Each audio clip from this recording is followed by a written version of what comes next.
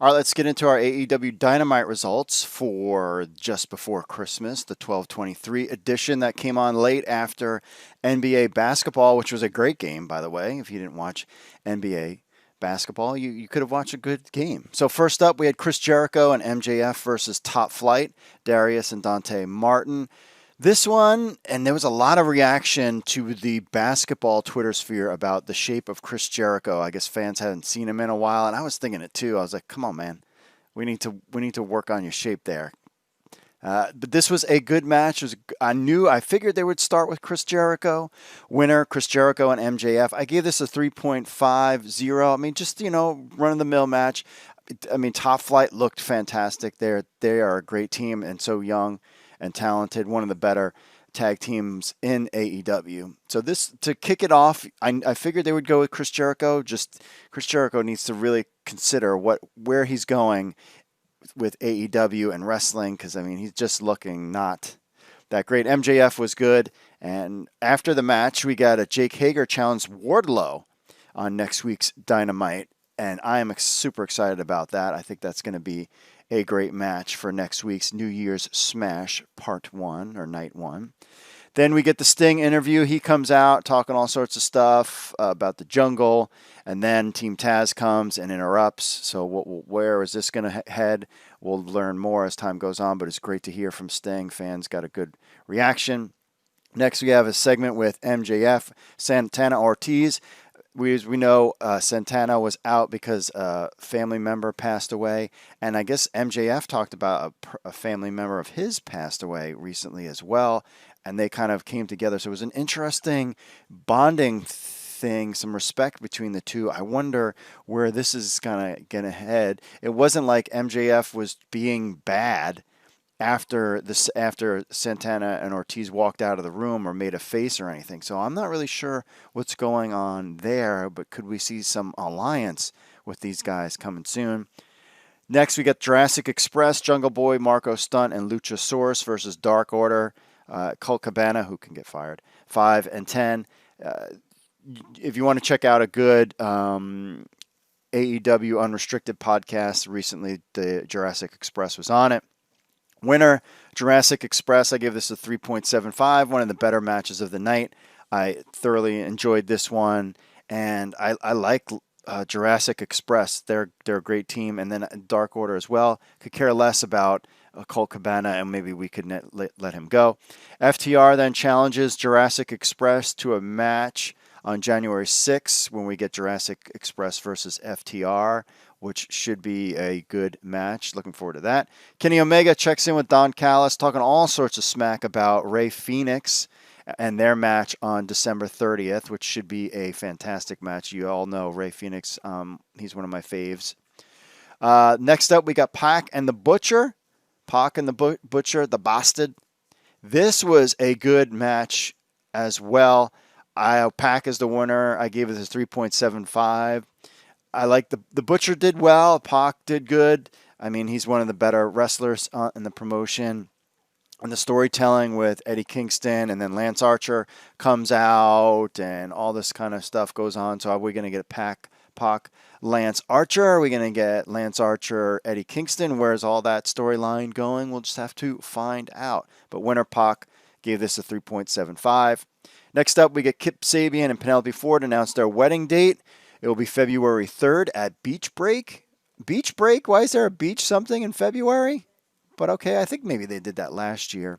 They had a nice little segment with Miro there, trolling Tony Schiavone, which was pretty funny. And then also they beat up Trent from Best Friends. And so it was a nice little segment there.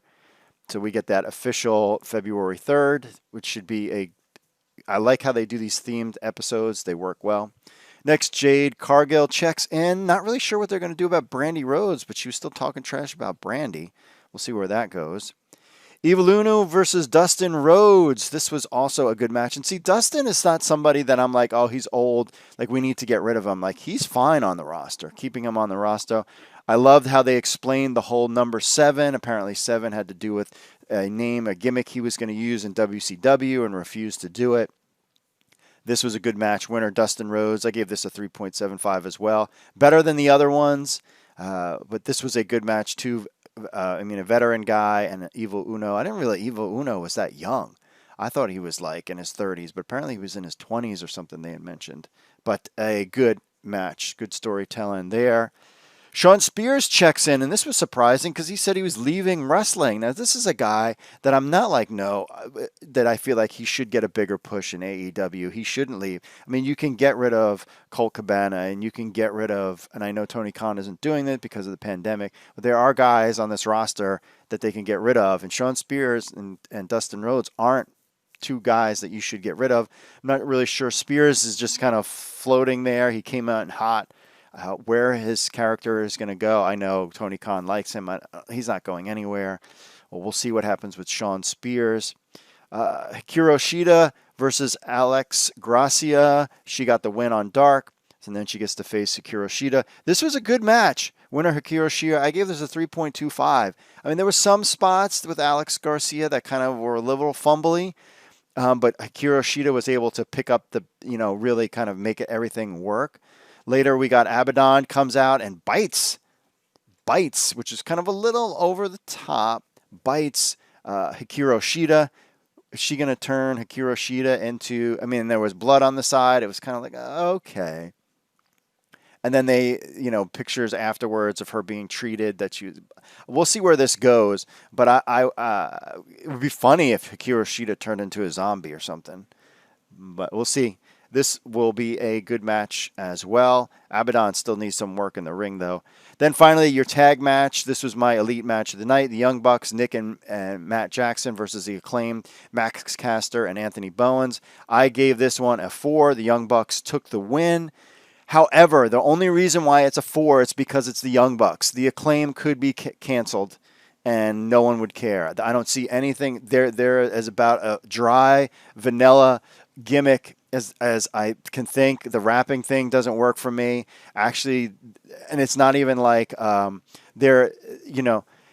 couldn't even explain.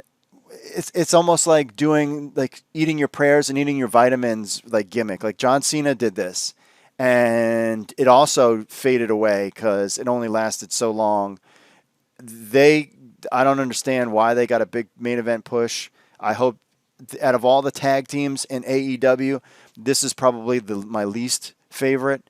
I mean, you're talking, I'd take Griff Garrison and Brian Pillman Jr. over these guys. I mean, the Acclaim and maybe Luther and Serpentico, Chaos Project, and that's just because Luther's terrible. But I do like Serpentico. Like, I don't understand why these guys are getting a push. Like, your main evented them. They showed me nothing of interest other than that they're just a generic tag team. Like, there was nothing special about them. Top Flight, yeah, there's a lot of things special about them. Jurassic Express, Best Friends, anybody from Dark Order, Alex Reynolds and John Silver. It's like, you can give me any of those.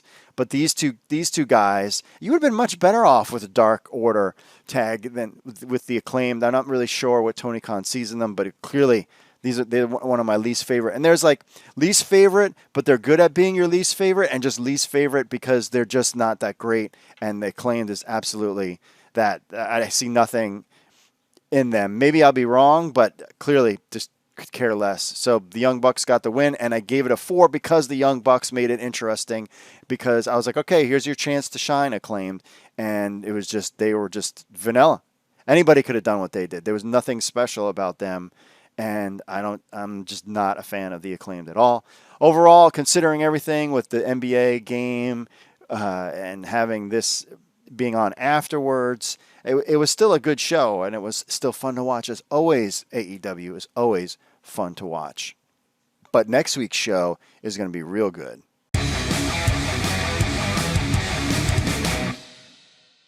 Card for next week's AEW Dynamite, the December 30th edition, the New Year's Smash Night 1. First up, we got these two special shows. We got the December 30th and then January 6th. Both of them are live, so this not being taped. So the wrestlers are going to stay in town, have a nice little New Year's Eve bash, and then get right at to it for another live show. And after January 6th, we have no idea what's coming. There's been no announcements or anything about their schedule. But first off, of course, we get Kenny Omega versus Rey Fenix. Super looking forward to this. Kenny Omega is awesome. Rey Fenix is awesome. Probably my favorite wrestler in AEW right now. To see them two go at it, that should be a lot of fun. And then one that I thought we were going to get not a while from now, like a while from now, but we're getting it next week. Jake Hager versus Wardlow. That's going to be a good match. Two bulls, as Jim Ross put it on Dynamite last night, going at it, which will be great. Hikaru Shida versus Abaddon. This is really get a chance to see Abaddon's wrestling skill. Her character gimmick is fantastic. It's just whether the wrestling skill is there to back it up. So I'm hoping that we get a great match out of this one, and maybe we get that grade into that 3.5, 3.7 range. It's possible. Also, Jon Moxley returns. I was thought maybe we wouldn't see him for a while, but he'll be back. Where's his character going to go now that he's already done his run? What if Jon Moxley had his own faction going into 2021, since he might be in and out with the Bebe coming on the way? Also, in 2 weeks for New Year's Smash Night 2, TNT Championship match, Darby Allin versus Brian Cage, which I think will be. I'm looking forward to Darby Allin, Ricky Starks more than anything else. Darby Allin, Ricky Starks, but I'll take a Darby Allin, Brian Cage. And where Sting's involvement in this with Taz, who knows? Also, Cody Rhodes versus Matt Sydal, the Go Big Show match. I don't know what that's all about. Matt Sydal is in there, and I'm sure that's the one that commentating. I guess they just wanted to do a high-flying, exciting match, so they put Matt Sydal in there. And so we'll get Snoop Dogg being around as well. And that's your card for next week's New Year's Smash Night 1.